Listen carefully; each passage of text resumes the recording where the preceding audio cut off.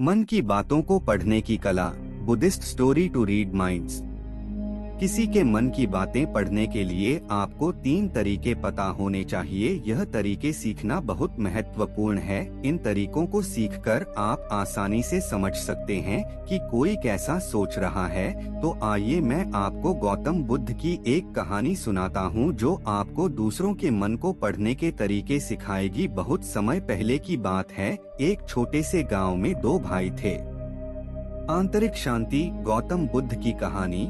प्रेरक कहानी, बुद्ध की कहानियाँ। माइंड रीडिंग कैसे करते हैं, माइंड रीडिंग कैसे सीखे, माइंड रीडिंग ट्रिक्स इन हिंदी। बड़े भाई अंधा था, इसलिए वह हमेशा घर पर ही रहता था और छोटे भाई खेती कर था। हालांकि खेतों में बहुत सारे जानवर थे और उनके कारण पूरी कृषि बर्बाद हो रही थी। इससे छोटे भाई को बहुत परेशानी हो रही थी। फिर एक दिन उसे ख्याल आया कि वह अपने अंधे बड़े भाई की मदद क्यों नहीं लेता ताकि वह खेतों से जानवरों को भगा सके, क्योंकि उसका बड़ा भाई अंधा था। मन की बातों को पढ़ने की कला। क्यों कोशिशों के बावजूद सफलता रहती है दूर? गौतम बुद्ध की इस कहानी से मिलेगी सही दिशा। भगवान गौतम बुद्ध को बौद्ध धर्म का संस्थापक कहा जाता है। उन्होंने अपने विचार और वाणी से दुनिया को शांति और अहिंसा का पाठ पढ़ाया। बुद्ध सत्य, सदर्श व धर्म पर दृढ़ रहने की बात कहते हैं। बौद्ध धर्म के संस्थापक महात्मा गौतम बुद्ध के अनमोल विचारों से व्यक्ति को जीवन में आगे बढ़ने और सफल होने की प्रेरणा मिलती है। यही कारण है कि भारत समेत दुनिया भर में बौद्ध धर्म को मानने वाले हैं। गौतम बुद्ध से जुड़ी ऐसी कई कहानियां हैं जिससे जीवन में सफलता ने नए और सटीक मार्ग प्रशस्त होते हैं। सफलता शब्द हर किसी को लुभाती है और हर कोई सफलता को प्राप्त करना चाहता है, लेकिन सफलता हर किसी को नहीं मिल पाती। लेकिन आपने सोचा है कि आखिर इसका कारण क्या है? इसका जवाब आपको गौतम बुद्ध के जीवन से जुड़ी इस कहानी से मिलेगा। इस कहानी के माध्यम से आप यह जान पाएंगे कि सफलता के लिए किए जाने वाले प्रयासों में हमसे कहाँ चूक हो जाती है, जिस कारण असफलता का सामना करना पड़ता है। सफलता से जुड़ी गौतम बुद्ध की कहानी। एक बार गौतम बुद्ध अपने भिक्षुओं के साथ एक गांव से गुजर रहे थे। उस गांव में पानी की व्यवस्था न होने के कारण लोग परेशान थे। गांव के लोगों को पानी लाने के लिए बहुत दूर जाना पड़ता था। गांव के निकट बहुत बड़ा मैदान था जिसमें छोटे छोटे बहुत सारे गड्ढे खुदे हुए थे। एक भिक्षु ने अपनी जिज्ञासा को शांत करने के लिए गौतम बुद्ध से पूछा कि गांव के इस मैदान में जो इतने सारे गड्ढे खुदे हुए हैं, आखिर उनका क्या उपयोग है? बुद्ध ने मुस्कुराते हुए अपने भिक्षु को जवाब देते हुए कहा कि प्रिय भिक्षु, इस गांव में पानी की समस्या है, इसीलिए गांव वालों ने पानी की खोज में ये छोटे छोटे गड्ढे खोदे हैं। इतना सुनते ही भिक्षु उन गड्ढों में पानी ढूंढने लगता है, लेकिन उसे पानी की बूंद भी नहीं मिलती। फिर वह गौतम बुद्ध से कहता है कि इन गड्ढों में तो पानी ही नहीं है। गौतम बुद्ध कहते हैं, तुम्हें वहाँ लोगों की भीड़ दिख रही है। वे सभी लोग गांव से दूर एक नदी की ओर पानी लाने के लिए जा रहे हैं। इस पर भिक्षु पूछता है कि क्या इस गांव के जमीन में बिल्कुल भी पानी नहीं है? गौतम बुद्ध कहते हैं, पानी तो है, लेकिन गांव में ऐसा कोई नहीं है जो पानी को ढूंढ सके। भिक्षु को बुद्ध की बात समझ नहीं आती। तब गौतम बुद्ध कहते हैं, गांव के लोगों ने पानी की खोज में ही मैदान में इतने सारे गड्ढे तो कर दिए हैं, लेकिन इसके बावजूद उन्हें पानी प्राप्त नहीं हुआ। तुम जानते हो ऐसा क्यों? इसका कारण यह है कि समस्या के समाधान के लिए सही जगह परिश्रम नहीं की गई है। यदि गांव के लोग अलग अलग कई गड्ढे करने के बजाय सही दिशा में केवल एक गड्ढा ही करते जो कि 100 गड्ढों के बराबर होता, तो इन्हें अवश्य ही पानी मिल जाता। सीख। गौतम बुद्ध से जुड़ी इस कहानी से हमें यह सीख मिलती है कि मनुष्य का मन भी ठीक इसी तरह से 100 दिशाओं में भागता है। लेकिन यदि मन को एक दिशा में केंद्रित कर काम किया जाए तो लक्ष्य तक अवश्य ही पहुंचा जा सकता है और सफलता भी प्राप्त की जा सकती है। असफलता का कारण मन का चारों ओर भटकना ही है। पथ पर प्रगति की कहानी। उत्तरी भारत का एक शहर श्रावस्ती, वह शहर भगवान बुद्ध के लिए एक महान संसाधन केंद्र था। बहुत से लोग वहां ध्यान के लिए रुकते थे और धर्म पर व्याख्यान सुनते थे। इन व्याख्यानों को सुनने के बाद एक युवक रोज शाम को धार्मिक चर्चा के लिए आता था। यह क्रम वर्षों से चल रहा था। वे नियमित रूप से बुद्ध के प्रवचन सुनते थे, लेकिन उन्होंने इसे कभी अपने जीवन में नहीं उतारा। कुछ वर्षों के बाद एक बार यह युवक व्याख्यान के लिए सब लोगों से पहले आया। तब बुद्ध अकेले बैठे थे। फिर वह बुद्ध से मिला और बोला, गुरुवर्य, एक सवाल मुझे लगातार परेशान कर रहा है और मेरे मन में संदेह पैदा कर रहा है। तब भगवान बुद्ध बोले कि धर्म के मार्ग पर चलते हुए किसी भी प्रकार का संशय व्यर्थ है, उसे दूर करें। आपके पास क्या सवाल है? गुरुवर्य, मैं आपके व्याख्यान में कई वर्षों से आ रहा हूँ। मैं देखता हूँ कि हमारे आसपास अनेक साधु, भिक्षुणियाँ और बड़ी संख्या में सामान्य सांसारिक स्त्री पुरुष आते हैं। मैं उन्हें सालों से देख रहा हूँ। कुछ साधक ने इस रास्ते पर बहुत प्रगति की है। मैं स्वयं देखता हूँ कि उनमें से कुछ को निर्वाण की भी अनुभूति हुई होगी। हालांकि कुछ लोगों को निर्वाण का एहसास नहीं हुआ है, लेकिन उनके जीवन में काफी बदलाव आया है। और गुरुवर्य, साथ ही मैं ऐसे बहुत से लोगों को देखता हूँ जो बिल्कुल भी नहीं बदले हैं। मैं उनमें शामिल हूँ। इनमें से कुछ तो काफी जर्जर नजर आ रहे हैं। उनमें कुछ भी नहीं बदला है या बदलाव के कोई संकेत नहीं है। गुरुवर्य, ऐसा क्यों हो रहा है? आप जैसे शक्तिशाली, निर्वाण साक्षात्कारी दयालु संत को उन्हें मुक्त करने के लिए अपनी शक्ति और करुणा का उपयोग क्यों नहीं करते?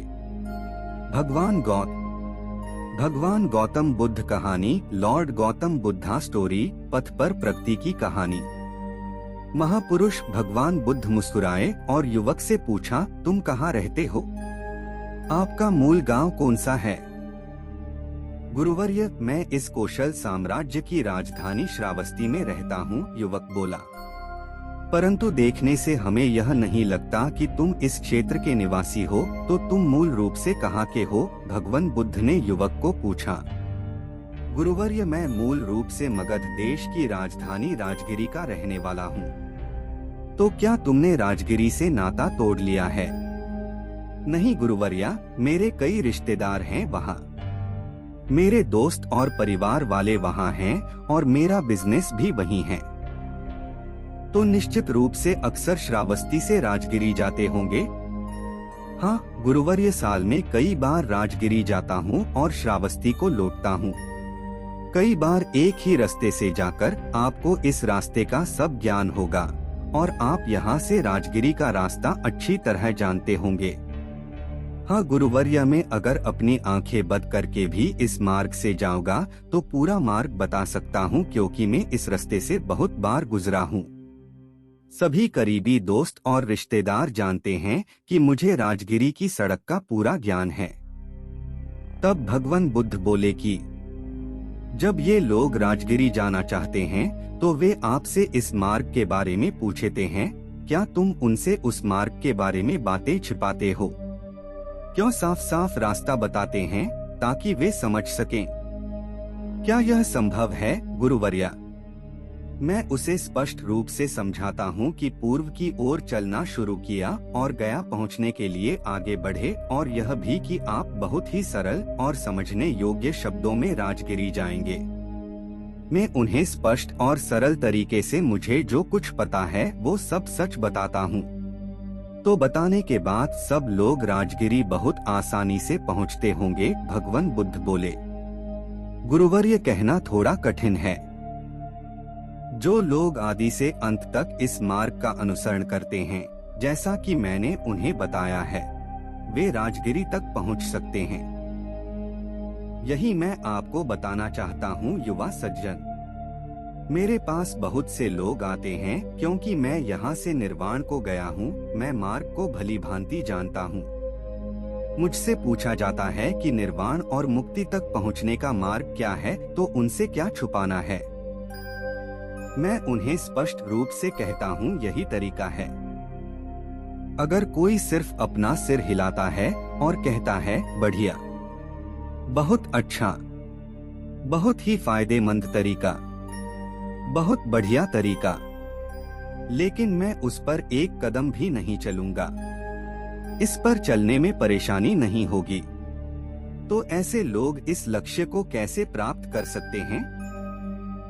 मैं इस अंतिम लक्ष्य तक किसी को अपने कंधों पर नहीं ले जा सकता।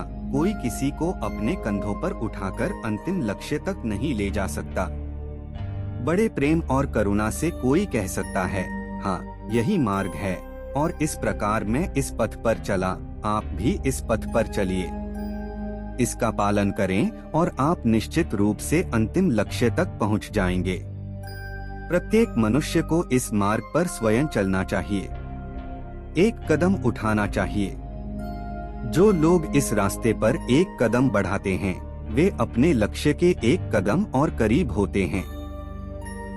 जो लोग इस रास्ते पर 100 कदम आगे बढ़ते हैं, वे लक्ष्य के 100 कदम करीब होते हैं। जो इस पूरे रास्ते पर चलते हैं, वे अंतिम लक्ष्य तक पहुंच जाते हैं। सबसे अहम बात यह है कि इस रास्ते पर आपको खुद चलना होगा। आपको किसी की कृपा नहीं मिल सकती। भगवान बुद्ध बोले, पीड़ा का स्रोत हमारे भीतर है, सबके भीतर है। जब हमें अपने बारे में सच्चा ज्ञान हो जाता है, तो दुखों की समस्या का समाधान भी हमारी दृष्टि में आ जाता है। इसलिए सभी ऋषिमुनि हमें स्वयं को समझने की सलाह देते हैं। वास्तविकता यह है कि हमें अपने वास्तविक स्वरूप को समझने से शुरुआत करनी चाहिए, जिसके बिना हम कभी भी अपनी या दूसरों की समस्याओं का समाधान नहीं कर पाएंगे। लेकिन वास्तव में हम अपने बारे में कितना जानते हैं? हम में से प्रत्येक अपने स्वयं के महत्व, अपनी विशिष्टता के प्रति आश्वस्त है। लेकिन यह आत्मज्ञान सही है। आप वास्तव में अपने आप को बिल्कुल नहीं जानते हैं। भगवान बुद्ध ने अपनी प्रकृति का अध्ययन करके मानव अस्तित्व की खोज की। सभी पूर्वाभ्यासों को छोड़कर उन्होंने आत्मानुसंधान किया। अपने भीतर के सत्य को खोजो। तब उन्होंने महसूस किया कि हर कोई भौतिक है। जीव 5 भागों से बना है। उनमें से 4 मानसिक और 1 भौतिक पदार्थ रूप हैं। पहले हम भौतिक पक्ष से शुरू करते हैं। यह हमारा एक बहुत ही स्वाभाविक और मूर्त हिस्सा है। यह किसी भी इंद्रिय अंगों को त्वरित धारणा प्रदान करता है, सुख के पद के अंतिम लक्ष्य की, और खुद को ही उस पथ पर चलना होगा। आपको यह कहानी कैसी लगी कमेंट करके बताएं। धन्यवाद। बीता हुआ कल। गौतम बुद्ध के जीवन के कई प्रेरक प्रसंग हैं। बुद्ध के जीवन का यह छोटा सा प्रसंग हमारे जीवन में एक नया परिवर्तन ला सकता है। छोटी सी कहानी है, अंत तक जरूर पढ़ें और दोस्तों के साथ सुने जरूर करें। मनुष्य का सबसे बड़ा शत्रु है क्रोध, इसलिए मनुष्य को अपने क्रोध पर नियंत्रण रखना चाहिए। गौतम बुद्ध की कहानी, बीता हुआ कल। एक समय बुद्ध भगवान किसी गांव में उपदेश दे रहे थे कि हर किसी को धरती माता की तरह सहनशील तथा क्षमाशील होना चाहिए।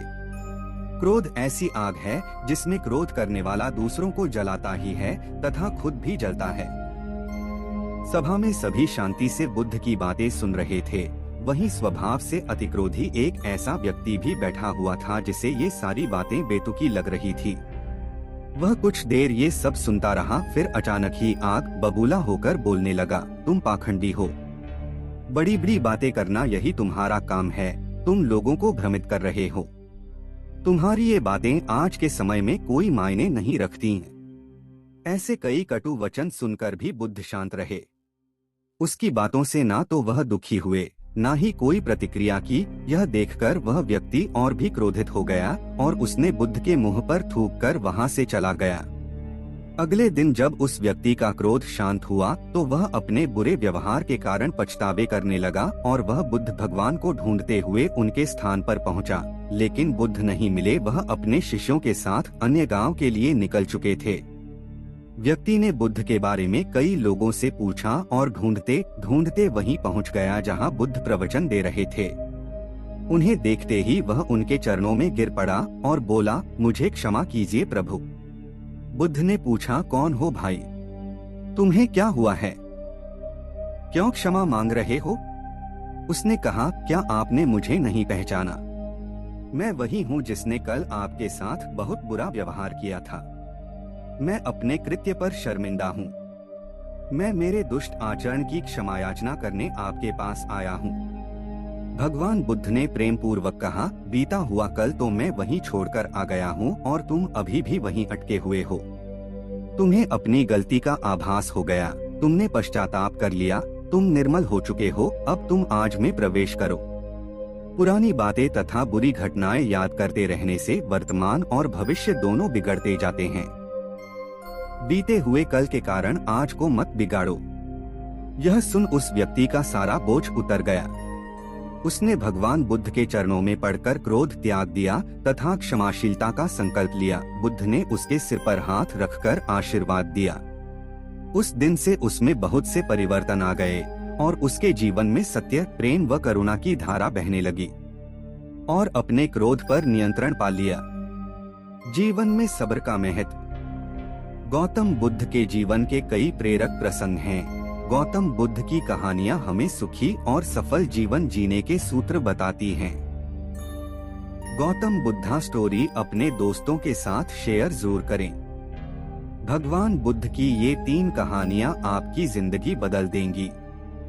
जीवन में आप चाहें जितनी अच्छी किताबें पढ़ लो, कितने भी अच्छे शब्द सुनो, लेकिन जब तक आप उनको अपने जीवन में नहीं अपनाते तब तक उसका कोई फायदा नहीं होगा। गौतम बुद्ध की कहानी, जीवन में सब्र का महत्व। बहुत पुरानी बात है। जब महात्मा गौतम बुद्ध पूरे भारतवर्ष में घूम घूम कर बौद्ध धर्म की शिक्षाओं का प्रसार कर रहे थे। धर्म प्रचार के सिलसिले में वे अपने कुछ अनुयायियों के साथ एक गांव में घूम रहे थे। काफी देर तक भ्रमण करते रहने से उन्हें प्यास लगने लगी थी। प्यास बढ़ती देख उन्होंने एक शिष्य को पास के गांव से पानी लाने के लिए कहा। शिष्य जब गांव में पहुंचा तो उसने देखा कि वहां एक छोटी सी नदी बह रही है जिसमें काफी लोग अपने वस्त्र साफ कर रहे थे और कई अपने गायों को नहला रहे थे। इस कारण नदी का पानी काफी गंदा हो गया था। शिष्य को नदी के पानी का ये हाल देख लगा कि गुरुजी के लिए यह गंदा पानी ले जाना उचित नहीं होगा। इस तरह वह बिना पानी के ही वापस आ गया। लेकिन इधर गुरुजी का तो प्यास से गला सूखा जा रहा था। इसलिए पुनः उन्होंने पानी लाने के लिए दूसरे शिष्य को भेजा। इस बार वह शिष्य उनके लिए मटके में पानी भर कर ले आया। यह देख महात्मा बुद्ध थोड़ा आश्चर्यचकित हुए। उन्होंने शिष्य से पूछा, गांव में बहने वाली नदी का पानी तो गंदा था, फिर ये पानी कहाँ से लाए? शिष्य बोला, हाँ गुरुजी, उस नदी का जल सच में बहुत गंदा था, परंतु जब सभी अपना कार्य खत्म करके चले गए तब मैंने कुछ देर वहाँ ठहरकर पानी में मिली मिट्टी को नदी के तल में बैठने का इंतजार किया। जब मिट्टी नीचे बैठ गई तो पानी साफ हो गया। मैं वही पानी लाया हूँ। महात्मा बुद्ध शिष्य का यह उत्तर सुनकर बहुत खुश हुए तथा अन्य शिष्यों को एक शिक्षा दी कि हमारा जीवन भी नदी के जल जैसा ही है। जीवन में अच्छे कर्म करते रहने से यह हमेशा शुद्ध बना रहता है, परंतु अनेकों बार जीवन में ऐसे भी क्षण आते हैं जब हमारा जीवन दुख और समस्याओं से घिर जाता है। ऐसी अवस्था में जीवन समान यह पानी भी गंदा लगने लगता है। अपने दुखों का कारण आप ही हैं। गौतम बुद्ध के जीवन के कई प्रेरक प्रसंग हैं। बुद्ध के जीवन का यह छोटा सा प्रसंग हमारे जीवन में एक नया परिवर्तन ला सकता है। छोटी सी कहानी है, अंत तक जरूर पढ़े। और गौतम बुद्धा स्टोरी को अपने दोस्तों के साथ शेयर करें। भगवान बुद्ध की ये 3 कहानियाँ आपकी जिंदगी बदल देंगी। बुराइयों से दूर रहने के लिए अच्छाई का विकास कीजिए और अपने मन को अच्छे विचारों से भर लीजिए।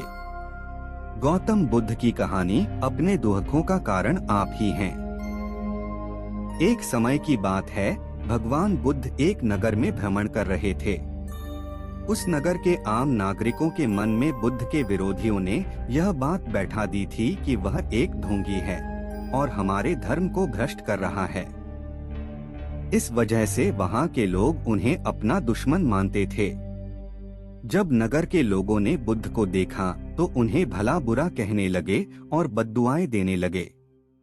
गौतम बुद्ध नगर के लोगों की उलाहने शांति से बिना कुछ बोले सुनते रहे, लेकिन जब नगर के लोग बोलते बोलते थक गए तो महात्मा बुद्ध बोले, क्षमा चाहता हूँ, लेकिन अगर आप लोगों की बातें खत्म हो गई है तो मैं यहाँ आ जाऊँ। भगवान बुद्ध की यह बात सुन वहाँ के लोग बड़े आश्चर्यचकित हुए। वहीं खड़ा एक आदमी बोला, ओ भाई, हम तुम्हारा गुणगान नहीं कर रहे हैं, हम तो तुम्हें गालियां दे रहे हैं। क्या तुम पर इसका कोई असर नहीं होता? बुद्ध बोले, आप सब मुझे चाहे जितनी गालियां दो, मैं उन्हें स्वीकारूंगा ही नहीं। आपके गालियां देने से मुझ पर कोई असर नहीं पड़ता जब तक कि मैं उन्हें स्वीकार नहीं करता। बुद्ध आगे बोले, और जब मैं इन गालियों को स्वीकार ही नहीं करूंगा तो यह कहाँ रह जाएगी? निश्चित ही आपके पास इस दुनिया में कोई गरीब नहीं। गौतम बुद्ध के जीवन के कई प्रेरक प्रसंग हैं। बुद्ध के जीवन का यह छोटा सा प्रसंग बताता है कि इस दुनिया में कोई भी गरीब नहीं है। छोटी सी कहानी है, अंत तक जरूर पढ़े और अपने दोस्तों के साथ शेयर जरूर करें। भगवान बुद्ध की ये 3 कहानियाँ आपकी जिंदगी बदल देंगी। हर अनुभव कुछ न कुछ सिखाता है, हर अनुभव महत्वपूर्ण होता है, क्योंकि हम अपनी गलतियों से ही सीखते हैं। गौतम बुद्ध की कहानी, इस दुनिया में कोई गरीब नहीं। एक समय की बात है, भगवान गौतम बुद्ध एक गांव में धर्म सभा को संबोधित कर रहे थे। लोग अपनी विभिन्न परेशानियों को लेकर उनके पास जाते और उसका हल लेकर खुशी खुशी वहां से लौटते। उसी गांव के सड़क के किनारे एक गरीब व्यक्ति बैठा रहता तथा महात्मा बुद्ध के उपदेश शिविर में आने जाने वाले लोगों को बड़े ध्यान से देखता। उसे बड़ा आश्चर्य होता कि लोग अंदर तो बड़े दुखी चेहरे लेकर जाते हैं, लेकिन जब वापस आते तो बड़े खुश और प्रसन्न दिखाई देते हैं। उस गरीब को लगा कि क्यों न वो भी अपनी समस्या को बुद्ध के समक्ष रखे। मन में यह विचार लिए वह भी महात्मा बुद्ध के पास पहुंचा। लोग लाइन से खड़े होकर अपनी समस्या को बता रहे थे। जब उसकी बारी आई तो उसने सबसे पहले महात्मा बुद्ध को प्रणाम किया और फिर कहा, भगवान, इस गांव में लगभग सभी लोग खुश और समृद्ध हैं, फिर मैं ही क्यों गरीब हूँ? इस पर उन्होंने मुस्कुराते हुए कहा, तुम गरीब और निर्धन इसलिए हो क्योंकि तुमने आज तक किसी को कुछ दिया ही नहीं। इस पर वह गरीब व्यक्ति बड़ा आश्चर्यचकित हुआ और बोला, भगवान, मेरे पास भला दूसरों को देने के लिए क्या होगा? मेरा तो स्वयं का गुजारा ही बहुत मुश्किल से हो पाता है। लोगों से भीख मांगकर अपना पेट भरता हूँ। भगवान बुद्ध कुछ देर शांत रहे, फिर बोले, तुम बड़े अज्ञानी हो। औरों के साथ बांटने के लिए ईश्वर ने तुम्हें बहुत कुछ दिया है, मुस्कुराहट दी है जिससे तुम लोगों में आशा का संचार कर सकते हो, मुख दिया है ताकि लोगों से 2 मीठे शब्द बोल सकते हैं, उनकी प्रशंसा कर सकते हो, 2 हाथ दिए हैं, लोगों की मदद कर सकते हो। ईश्वर ने जिसको ये 3 चीजें दी है वह कभी गरीब और निर्धन हो ही नहीं सकता। निर्धनता का विचार आदमी के मन में होता है, यह तो एक भ्रम है, इसे निकाल दो। कभी भी मन में निर्धनता का भाव उत्पन्न न होने दो, गरीबी अपने आप दूर हो जाएगी। भगवान बुद्ध का संदेश सुनकर उस आदमी का चेहरा चमक उठा और उसने इस उपदेश को अपने जीवन में उतारा, जिससे वह फिर कभी दुखी नहीं हुआ। हर समस्या का समाधान आसान है। गौतम बुद्ध के जीवन के कई प्रेरक प्रसंग हैं। समस्या का समाधान आसान है। गौतम बुद्ध ने बताया, एक रस्सी से समस्या का हल। जीवन में आपका उद्देश्य अपना उद्देश्य पता करना है और उसमें जी जान से जुट जाना है। गौतम बुद्ध की कहानी हर समस्या का समाधान आसान है। गौतम बुद्ध की एक प्रचलित कथा के अनुसार एक दिन सुबह सुबह सभी शिष्य बुद्ध के प्रवचन सुनने के लिए एक साथ बैठे हुए थे। कुछ देर बाद बुद्ध अपने साथ एक रस्सी लेकर आए। उनके हाथ में रस्सी देखकर सभी शिष्यों को हैरानी हुई। बुद्ध अपने आसन पर बैठे और उन्होंने रस्सी में एक के बाद एक 3 गांठ बांध दी। इसके बाद उन्होंने शिष्यों से पूछा कि क्या ये वही रस्सी है जो गांठ बांधने से पहले थी। इस प्रश्न के जवाब में एक शिष्य ने कहा कि इसका उत्तर थोड़ा मुश्किल है। ये हमारे देखने के तरीके पर निर्भर करता है। एक तरह से तो रस्सी वही है, इसमें कोई बदलाव नहीं है। एक अन्य शिष्य ने कहा कि अब इसमें 3 गांठें लगी हुई हैं, जो कि पहले रस्सी में नहीं थीं। इसे बदला हुआ भी कह सकते हैं। कुछ शिष्यों ने कहा कि वास्तव में मूल रूप से रस्सी वही है, लेकिन बदली हुई दिख रही है, लेकिन इसका मूल स्वरूप बदला नहीं है। शिष्यों की बात सुनकर बुद्ध ने कहा कि आप सभी सही बोल रहे हैं। अब मैं इन गांठों को खोल देता हूँ। ये बोलकर बुद्ध रस्सी के दोनों सिरों को खींचने लगे। बुद्ध ने पूछा कि क्या इस प्रकार रस्सी की गांठें खुल जाएंगी? सभी शिष्यों ने कहा कि नहीं, ऐसा करने से तो गांठें और ज्यादा कस जाएंगी। इन्हें खोलना और मुश्किल हो जाएगा। बुद्ध ने कहा कि ठीक है, अब एक अंतिम प्रश्न, इन गांठों को खोलने के लिए हमें क्या करना होगा? शिष्यों ने कहा कि हमें इन गांठों को ध्यान से देखना होगा, जिससे हम जान सकें कि इन्हें कैसे लगाया गया है। इसके बाद हम गांठें आसानी से खोल सकते हैं। बुद्ध इस जवाब से संतुष्ट हो गए और उन्होंने कहा कि ये सही बात है। हम परेशानियों में फंसे रहते हैं और बिना कारण जाने ही उनका हल खोजने लगते हैं, जबकि हमें पहले समस्याओं के मूल को समझना चाहिए। जब समस्याओं की वजह समझ आ जाएगी तो उन्हें सुलझाना बहुत ही आसान हो सकता है। बड़े कार्य को सफल बनने के लिए एक सही योजना और सही तरीका होना जरूरी है।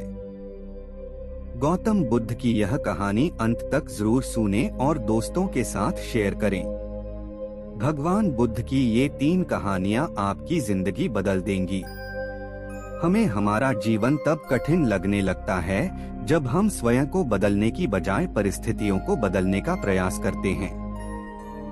गौतम बुद्ध की कहानी बिना नींद का मकान। किसी समय एक नगर में राम और श्याम नामक 2 धनी व्यापारी रहते थे। वे दोनों ही अपने धन और वैभव का बड़ा प्रदर्शन करते थे। एक दिन राम अपने मित्र श्याम के घर उससे भेंट करने के लिए गया। राम ने देखा कि श्याम का घर बहुत विशाल और 3 मंजिला था। बुद्ध काल के समय 3 मंजिला घर होना बड़ी बात कहलाती थी और उसे बनाने के लिए बहुत धन और कुशल वास्तुकार की आवश्यकता होती थी। राम ने यह भी देखा कि नगर में सभी निवासी श्याम के घर को बड़े विस्मय से देखते थे और उसकी बहुत बड़ाई करते थे। अपने घर वापसी पर राम बहुत उदास था कि श्याम के घर ने सभी का ध्यान खींच रखा है। उसने उसी वास्तुकार को बुलवाया जिसने श्याम का घर बनाया था। उसने वास्तुकार से श्याम के घर जैसा ही 3 मंजिला घर बनाने को कहा। वास्तुकार ने इस काम के लिए हामी भर दी और काम शुरू हो गया। कुछ दिनों बाद राम काम का मुआयना करने के लिए निर्माण स्थल पर गया। जब उसने नींव खोदे जाने के लिए मजदूरों को गहरा गड्ढा खोदते देखा तो वास्तुकार को बुलाया और पूछा कि इतना गहरा गड्ढा क्यों खोदा जा रहा है। मैं आपके बताए अनुसार 3 मंजिला घर बनाने के लिए काम कर रहा हूँ। वास्तुकार ने कहा, सबसे पहले मैं मजबूत नींव बनाऊंगा, फिर क्रमशः पहली मंजिल, दूसरी मंजिल और तीसरी मंजिल बनाऊंगा। राम ने कहा, मुझे इस सब से कोई मतलब नहीं है।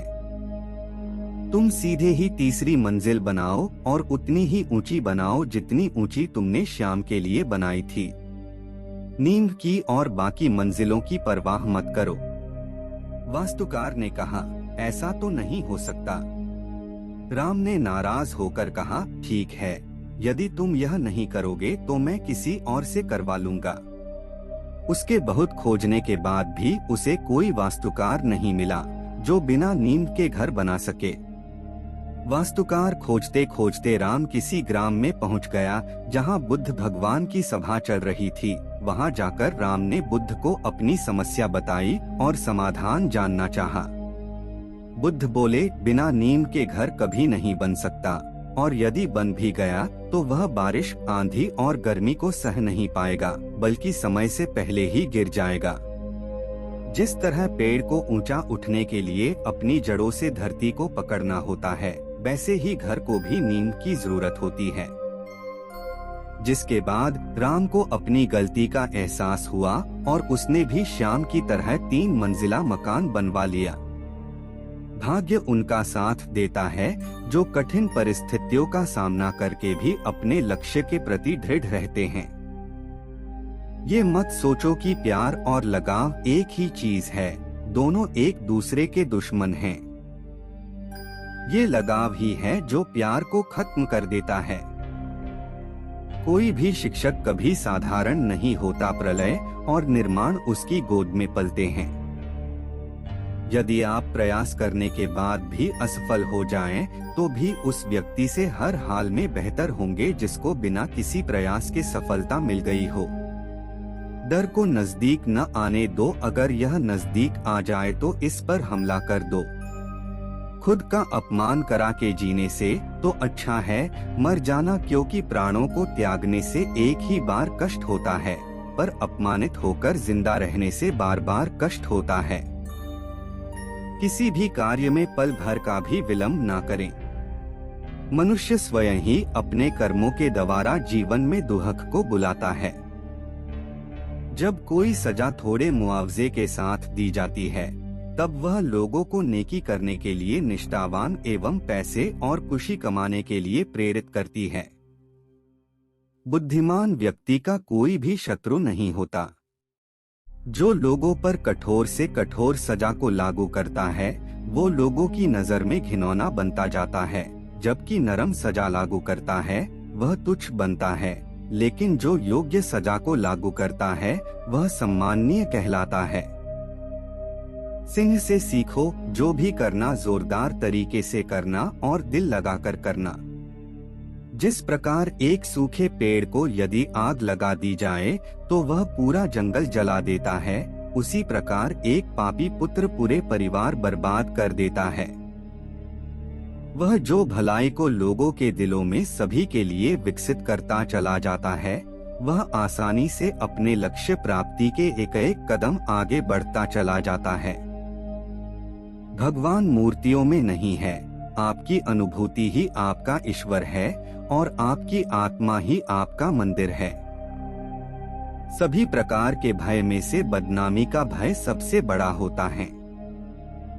उदारता, प्रेमदायक भाषण, हिम्मत और अच्छा चरित्र कभी प्राप्त नहीं किया जा सकता, ये सारे जन्मजात गुण ही होते हैं। सबसे बड़ा गुरु मंत्र, अपने राज किसी को भी मत बताओ, ये तुम्हें खत्म कर देगा। विद्या को चोर भी नहीं चुरा सकता। जो गुजर गया उसकी चिंता नहीं करनी चाहिए, ना ही भविष्य के बारे में चिंतित होना चाहिए। समझदार लोग केवल वर्तमान में ही जीते हैं। जो व्यक्ति शक्ति न होने पर मन में हार नहीं मानता, उसे संसार की कोई भी ताकत परास्त नहीं कर सकती। भाग्य के विपरीत होने पर अच्छा कर्म भी दुखदायी हो जाता है। अभवन शब्द का प्रयोग केवल कायर ही करते हैं। बहादुर और बुद्धिमान व्यक्ति अपना मार्ग स्वयं बनाते हैं। कभी भी अपनी कमजोरी को खुद उजागर न करो। आलसी मनुष्य का वर्तमान और भविष्य नहीं होता। एक समझदार आदमी को सारस की तरह होश से काम लेना चाहिए और जगह, वक्त और अपनी योग्यता को समझते हुए अपने कार्य को सिद्ध करना चाहिए। शत्रु की बुरी आदतों को सुनकर कानों को सुख मिलता है। आग सिर में स्थापित करने पर भी जलाती है, अर्थात दुष्ट व्यक्ति का कितना भी सम्मान कर लें, वह सदा दोहक ही देता है। संकट में बुद्धि भी काम नहीं आती है। दूसरों की गलतियों से सीखो, अपने ही अनुभव से सीखने को तुम्हारी आयु कम पड़ जाएंगी। इस बात को कभी व्यक्त मत होने दीजिए कि आपने क्या करने के लिए सोचा है। बुद्धिमानी से इसे रहस्य बनाए रखिए और इस काम को करने के लिए दृढ़ रहिए। हर एक दोस्ती के पीछे अपना खुद का स्वार्थ छिपा होता है। स्वार्थ के बिना कभी कोई दोस्ती नहीं होती, ये एक कटु सत्य है। भाग्य उनका साथ देता है जो हर संकट का सामना करके भी अपना लक्ष्य के प्रति दृढ़ रहते हैं। आलसी मनुष्य का वर्तमान या भविष्य नहीं होता। किसने यह सिद्ध किया कि सारी खुशी ही इच्छा है? सब कुछ उस भगवान के हाथों में है, इसीलिए हम में से हर एक को जो है उसी में संतुष्ट होना चाहिए। इस धरती पर 3 रत्न है, अनाज, पानी और मीठे शब्द। मूर्ख लोग पत्थरों के टुकड़ों को ही रत्न समझते हैं। आदमी अपने जन्म से नहीं, अपने कर्मों से महान होता है। बुद्धि से पैसा कमाया जा सकता है, पैसे से बुद्धि नहीं। पुस्तकें एक मूर्ख आदमी के लिए वैसे ही हैं, जैसे एक अंधे के लिए आईना। शिकार परस्त राजा धर्म और अर्थ दोनों को नष्ट कर लेता है। कोई भी काम शुरू करने पे पहले खुद से 3 सवाल जरूर पूछें। मैं ऐसा क्यों करने जा रहा हूँ? इसका क्या परिणाम होगा? क्या मैं सफल रहूंगा? प्रशंसा से बचो, यह आपके व्यक्तित्व की अच्छाइयों को घुन की तरह चाट जाती है। जैसे एक बछड़ा हजारों गायों के झुंड में अपनी माँ के पीछे चलता है, उसी प्रकार आदमी के अच्छे और बुरे कर्म उसके पीछे चलते हैं। संतुलित दिमाग जैसी कोई सादगी नहीं, संतोष जैसा कोई सुख नहीं, लोभ जैसी कोई बीमारी नहीं और दया जैसा कोई पुण्य नहीं है।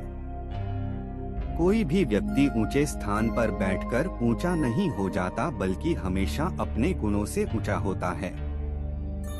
जो तुम्हारी बात को सुनते हुए इधर-उधर देखे, उस आदमी पर कभी भी विश्वास न करे।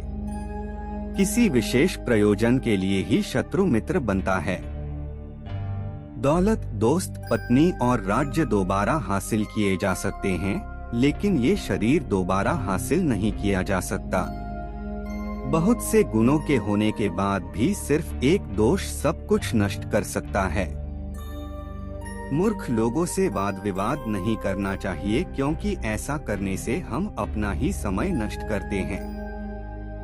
ईश्वर मूर्तियों में नहीं है। आपकी भावनाएं ही आपका ईश्वर है, आत्मा आपका मंदिर है। अगर कुबेर भी अपनी आय से ज्यादा खर्च करने लगे तो वह भी कंगाल हो जाएगा। एक राजा की ताकत उसकी शक्तिशाली भुजाओं में होती है। ब्राह्मण की ताकत उसके आध्यात्मिक ज्ञान में और एक औरत की ताकत उसकी खूबसूरती, यौवन और मधुर वाणी में होती है। कच्चा पात्र कच्चे पात्र से टकराकर टूट जाता है। गरीब धन की इच्छा करता है, पशु बोलने योग्य होने की, आदमी स्वर्ग की इच्छा करते हैं और धार्मिक लोग मोक्ष की। जो जिस कार्य में कुशल हो उसे उसी कार्य में लगना चाहिए।